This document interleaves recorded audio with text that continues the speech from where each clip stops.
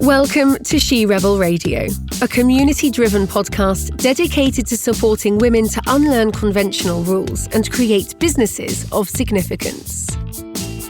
Each season, She Rebel Radio brings you insights and advice from noteworthy women entrepreneurs who strive to create more meaning, impact, and purpose. This episode is sponsored by Coast to Capital. Now here is your host, Lulu Minns.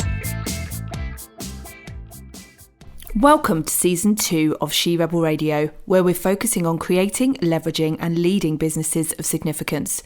To celebrate International Women's Day, we have 4 special episodes for you, all sponsored by Coast to Capital, who provide leadership, investment and business support to increase productivity and generate sustainable and inclusive growth. This is episode 67, Finding a Kinder Way with Laura Way. Laura is the founder of Votch, an award-winning UK-based company who make watches and minimalist accessories using innovative, sustainable and cruelty-free materials. Votch has been featured in Vogue, Cosmopolitan, Forbes, The Times, The Telegraph and more.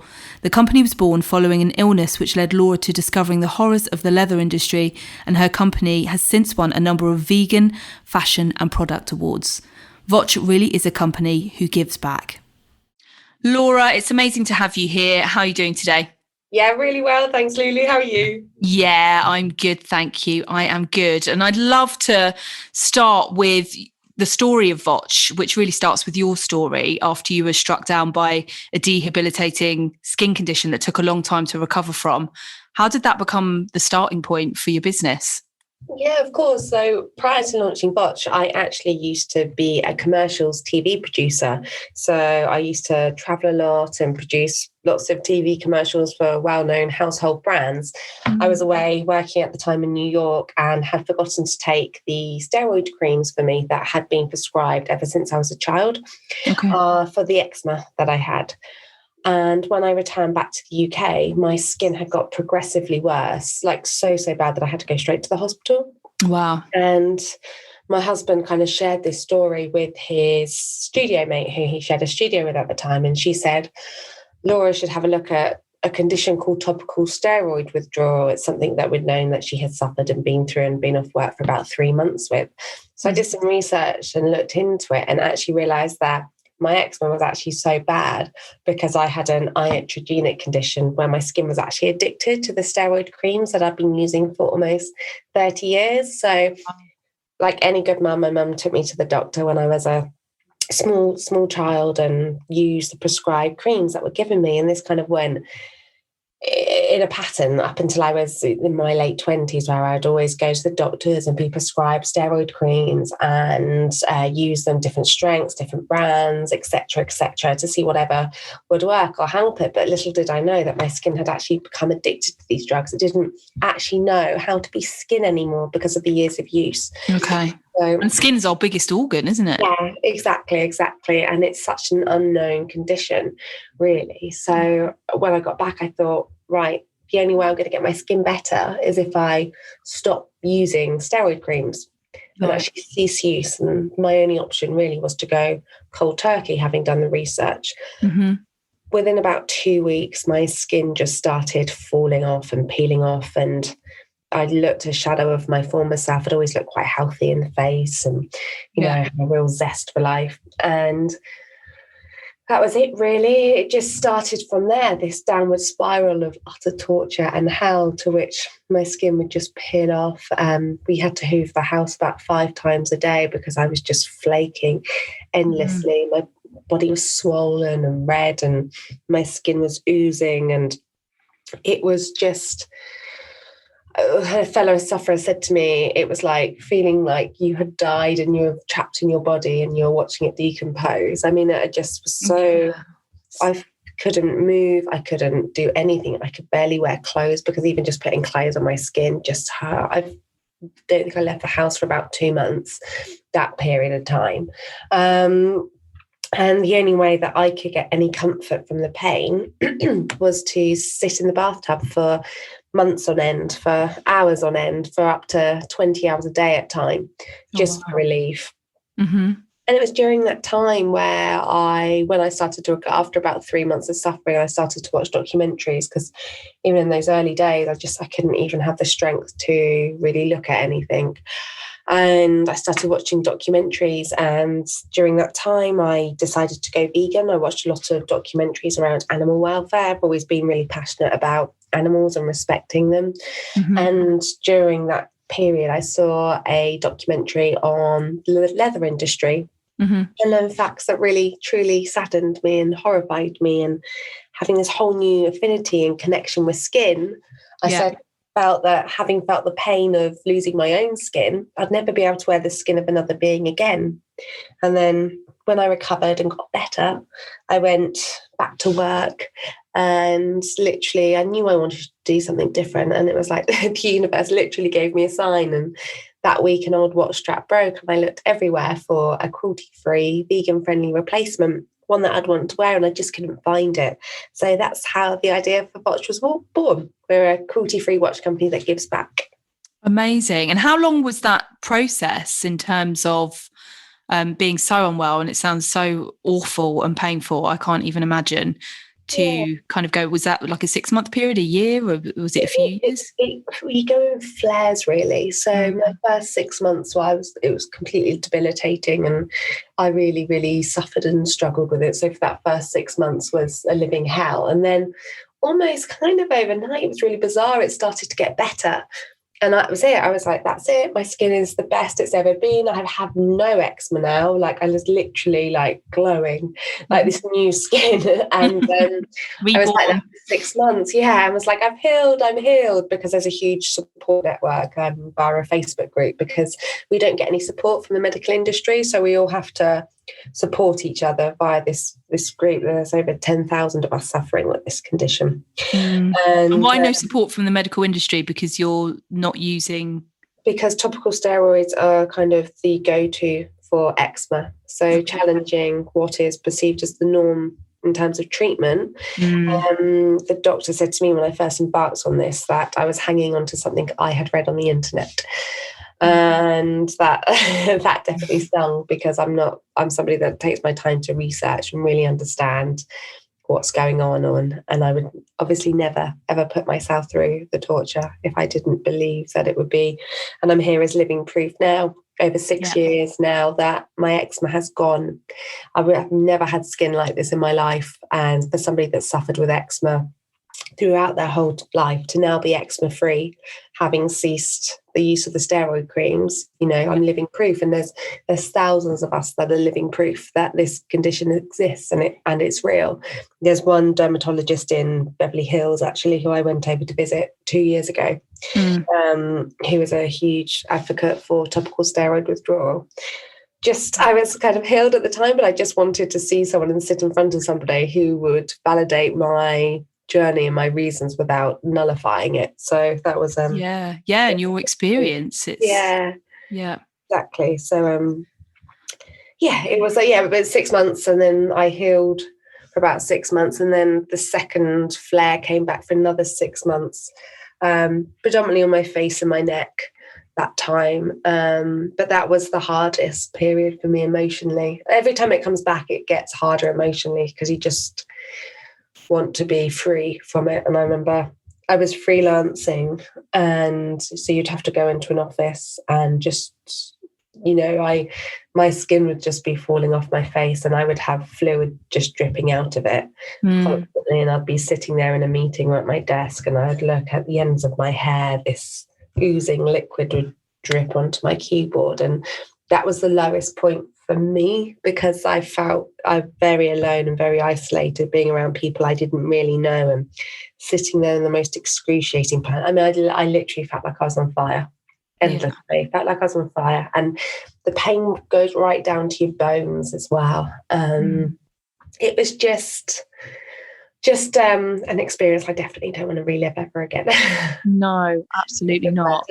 But, we have to learn from these experiences, and we have to draw from them. And, I can sit here now and say what I've been through and help others get through it too. But, I don't think my life would have changed in the way it had I not been through that. So, and who you are at the end of those experiences.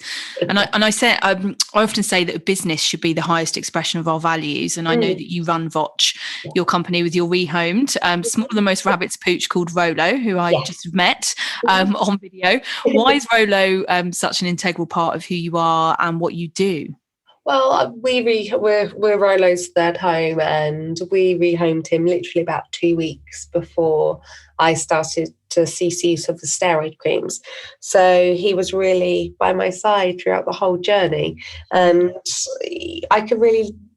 This was the first time I'd ever had a dog, and I could see the emotions on his face, and just you can really understand your dog and know how they're feeling. And during this time of watching documentaries, I saw this whole thing about how dog leather is used. Most leather manufacturing happens in India and China, where there are very, very low animal welfare standards. And your leather can come from so many different sources. People automatically presume that it's a byproduct from the cattle industry, but that's not true at all. And there are over 1 billion animals a year bred for their skin alone. So for me, having Rolo and knowing that I could create something that highlighted this, we're so quick to talk about cutting back on meat in your diet, but we don't talk about it in everyday accessories and clothing and food, because the same can apply. And there's so many new innovative materials out there. So I had gone to a talk actually, and like I said, I've always been passionate about animal rights. I think the things that we do in this world, the way that we exploit animals and the way that we treat them is just barbaric. Yeah. And we need to take a stance on this. But I've never been one of... somebody once said to me, to be an animal rights advocate, be creative about it. So for my stance, I didn't want to... People can find it... If you're new to kind of, cutting down or understanding really what happens behind all the marketing campaigns and advertising campaigns I used to produce back in my day, it's the education side of things. So I just really wanted to educate and talk to people in a really conversational, open and honest way. And by doing that, by creating a brand that I hope people perceive as beautiful and stylish, but that doesn't need the use of animal products. And I can also highlight and show the wondrous new materials that are appearing out there and that we can be utilising, such as Pinatex, a byproduct from the pineapple harvest, or apple skin, a product that uses bio-waste from the apple juice industry in northern Italy. It's a really exciting time now for products that don't involve harming any creatures, and that just didn't sit well for me. Having suffered all that pain, I just don't feel comfortable with having anything in my life that's suffered. Yeah, and to not just, accept that the way things are done or have always been done are the way that it needs to continue. I decided to be vegetarian at the age of 8. Yeah, and you kind of know sometimes when you're younger, and I remember being really confused why adults called ham when I found out what it was, which was kind of the end of it for me in terms of, consuming animal products in my diet in that way. So as a business, you give back in so many ways, which we're going to dive into. And an integral starting point, which you've just mentioned, is that your products are cruelty free and vegan, but they're also sustainable. So how difficult was it for you to meet both of these requirements? Because they're two very important conversations that we're having at the moment. Well, the first thing, obviously, this was a huge new U-turn in career choice for me. I didn't know how to launch a watch brand. Obviously, I had 10 years experience of working in advertising, but I didn't know anything about manufacturing or creating a brand or creating a product. So the first element that I really focused on was a vegan product.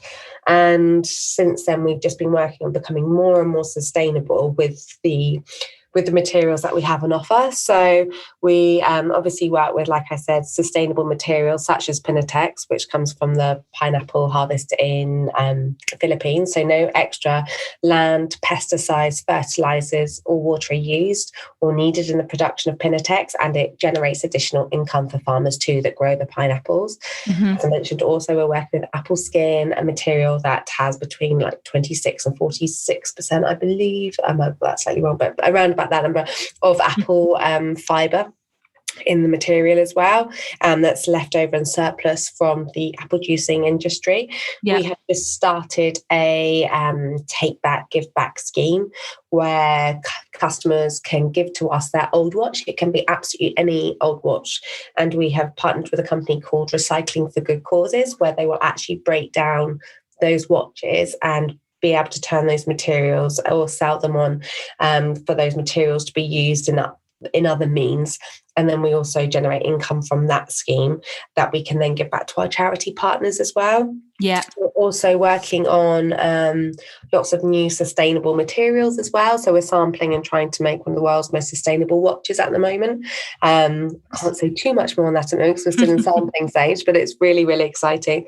And we have our interchangeable function on our straps as well. So customers only need to buy like one watch and then can update their watch just by changing the straps rather than having lots of different watches that suit their needs. So ours are really quick and easy to change. Yeah, no, I saw that. And can style with any outfit, as it were. And I love, by the sounds of it, of the materials and things that you've been working with, etc., are plant-based, right? It just is the same as in terms of food and vegan food products. Yeah. I mean, we also work with Enviro Leather as well, which encompasses recyclable and renewable content, which is probably our most kind of durable vegan leather alternative as well. So there are so many evolving materials out there now, and we are just trying to get our hands on all of them to sample them all, because I'm just so excited to use all these incredible latest innovations that are showing themselves to us. Perfect. And you've mentioned the animal charities, or the charities that you give back to 10% of your profits, I believe. Who do you give back to and why? We tend to give back to smaller charities, actually. So at the moment, we're giving back to Willow's, a charity based in Scotland. What we're finding with a lot of the smaller charities is that they're not receiving any financial support from governments. They're not necessarily run in kind of business model format. And they really, really rely on donations from organisations like ourselves. So like I said, we tend to work with smaller grassroots charities that we like to go and visit and see, and really see where the funding that we can raise can go back and help those animals. So we've also worked with other charities like Love Support Unite, an orphanage that was based in Malawi, and my husband and I run the company together. So wherever we've been on our travels as well, we tend to go and visit charities at wherever we may be at the time as well, to partner with as well, so we can spread the love globally. Lovely, beautiful. And you said at the moment your charity is Willow, did you say, in Scotland? Yeah, Willows, yeah. What animals are being supported there? Oh, they've got many. They've got over 500 animals. They're a no-kill shelter as well, so they won't put any healthy animal down at all. And they've taken lots of animals from all over, ones that might not have been able to necessarily have been looked after at another shelter. They may have been deemed like not suitable for rehoming, but they've got horses and sheep and rabbit, every animal really, domestic animal. So yes, they're a fantastic organisation. We sadly not been able to go and visit because of the restrictions in place. Yeah. But we spent a lot of time with Hopefield, who was the charity that we were supporting just prior to supporting Willows. And again, another fantastic organisation. They're all on our website, and we encourage people to go and learn more about them and help them and sponsor the animals that they have up for adoption on their site too. Oh, beautiful. Yeah. Well, it sounds like, although you haven't been able to visit, your heart's still there, for sure. Oh, yeah, completely. And as a business, you also support women, which I always love to see. How do you go at Votch, and why is that important to you? Yeah, well, I think for me, one of my main reasons for starting Votch as well is, as I said, I used to be a TV producer, and I worked very, very long hours, very long days, and I knew that I wanted to start a family at some point, but I didn't really know how that job choice would suit wanting to start a family. I was away so often, I was traveling a lot. So one of the things that I thought, right, when we launched Votch as well, that will go hand in hand with wanting to expand and start a family. And I had my son Marley almost 3 years ago now, and one of the things I really wanted to do was to help women to get back into works and be able to have flexible hours, flexible working. It's so hard now to find balance, raising a child and working, because nurseries are so expensive. They are incredibly expensive. Yeah. For one child, 2 children, it's just so expensive. And also offering that flexibility. So we have mums working on our team, and they're safe in the knowledge that they can send me messages whenever they want to send. I might not always reply to them whenever, but they know that they can work whenever they're comfortable and need to do so. Yeah, and it's such a familiar story, isn't it? As we go after certain prestigious careers, etc., and are told that women can have it all, and then find ourselves sacrificing for work and not seeing how that actually opens up in practice. So it's great to see female-led businesses creating those opportunities. Yeah, well, this is the thing, and it's one thing I completely underestimated. I never knew what it was going to be like to be a mother until I became one, and I had no idea the limitations that it would put on me in terms of work and how much I could actually do and when I could do it. And that first year, because I couldn't obviously take maternity leave because I ran my own business, was tough. It was so tough, and even just after that is that constant battle for some kind of balance. So the women that work with us, they know that they're supported as working mums, and they know if their child's sick and they need to go, they go. There's no questions for me. There's no, they go and support their family. I mean, that's what matters most in life after all. Yeah, absolutely. And Votch is really centered on kindness and the consideration of others, as we've heard and seen in this episode. How do you ensure that kindness and consideration also translates to you, which we've just touched upon, or is that in essence where it all starts? Yeah, I completely agree with always just treating people with compassion. And it really starts with the core of our business, really. Our whole ethos, our whole foundation has always been on a model built of kindness. And that's always just treating people with how that you would want to be treated. And if you don't get that treatment or feel that way back, then never have any preconceptions about how somebody else might be feeling, what they're going through. I often find that with customers, for example, sometimes you might get the odd really, really angry customer. And there's not anything really why they need to be, but sometimes you can really find that you're at that end of a keyboard where there could maybe be some emotions there that are coming out. And so we're always just really kind, really compassionate, and we listen. And it's amazing just by having a conversation, being really kind and open, how you can tell that you're making people feel better. And sometimes I feel like I have somebody working on customer service now, but sometimes you almost feel like you can be a bit of a therapist at times. Like we've set up a live chat section on our website recently, and I've had quite a lot of good heartfelt conversations with some of our customers on there, especially during these times as well. So I think that's the one thing that we really focus on, is just being a really human brand. There's always somebody behind everything that gets done here at Votch. And I think the more we talk about that and what we do, we've got somebody working on customer service, somebody that writes our social media and preps our content for us, to somebody that packs our watches and ships them. Like, we're all people working here and trying to create good in this world. So if we encounter anything that's unkind, we definitely hit back with kindness and compassion, and that's the way that we'll always go, because I believe sometimes what you put out there comes back, and that's in a world that I want to live in, really. Yeah, and especially at the moment, as you say, we're living in, I don't want to say the word unprecedented, because we've had a lot of that, and it doesn't feel so unprecedented a year later, but people that are lonely, and there's a lot of fear in the world, and a little bit of kindness goes such a long way. Completely and utterly. And it can just be that one thing that you could do or say that just changes that person's day or week. And it's either my illness taught me a lot of what to do and what to appreciate, and working where we work and being able to go and visit these charities and seeing people work so hard for no recognition, for no accolade really about what they do. It just teaches you so much kindness that you need to instill into this world. Yeah, absolutely. And you've had support from Coast Capital and the Natwest Accelerator Hub, I think from both. How valuable has that support been for you as a business? Yeah, incredibly. I mean, we went onto the Natwest Accelerator. It was kind of not long after I kind of returned to work a bit more since having Marley, since Marley could actually go into childcare a couple of days a week. And I was feeling quite unconfident almost. And when I launched Votch, we had a really, really successful first year, which was really great because it was just me at the time running the business.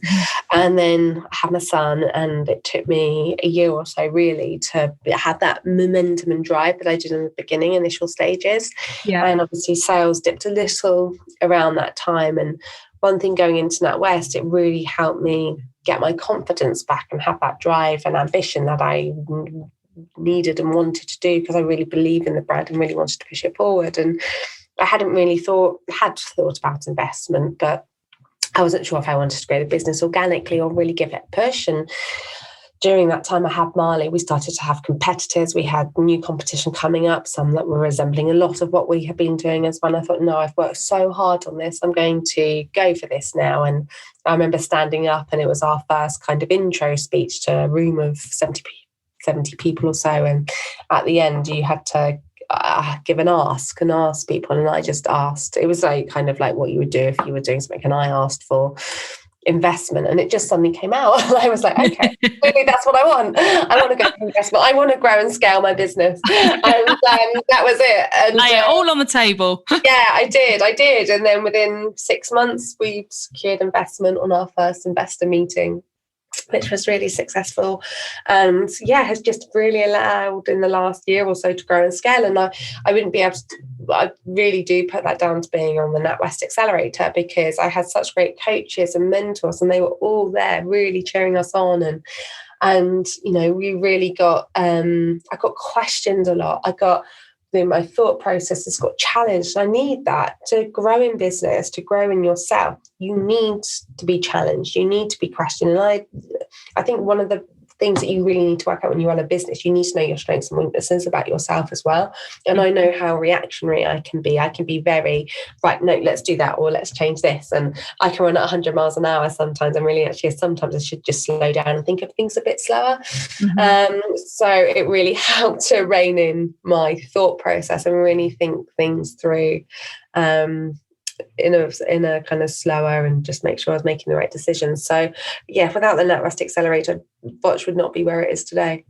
Yeah, amazing. Yeah, it sounds like you're inner visionary. I call that the real visionary kind of mindset of wanting everything done yesterday and can see the vision and just go for it, and not always working out how. Yeah, definitely resonate with that. Yeah. Everything's possible. It's what, sorry? Everything's possible. I could have done everything yesterday. Why did I do that? Yeah, definitely. Yeah. So what is next for you, Rolo and Votch? What's coming up? Well, we're working on a new watch range at the moment, but like I said, we're going to be working with lots of really new, exciting materials that haven't been used in watch form before. So we are in the sampling stages of that. So I'm hoping to bring it out later in the year, if all goes well. But that's my main focus at the moment. Amazing. Thank you so much, Laura. Anything else you want to share before we go? That's everything. But please follow us at Votch on Instagram, and come and have a look at our website. And any questions, or if you'd like to hear more, please don't hesitate to get in touch. Fabulous. We'll share all the links in the show notes below. Thanks for being with us today. Thanks, Lulu. Thanks for having me. Bye. Bye. Thanks for listening to She Rebel Radio, the podcast for women unlearning conventional rules and creating their businesses of significance. She Rebel Radio is executive produced by award-winning coach and advocate Lulu Minns. If you enjoyed this episode, make sure to hit subscribe. And if you're feeling social, find Lulu Minns and the She Rebel Radio community using the links below.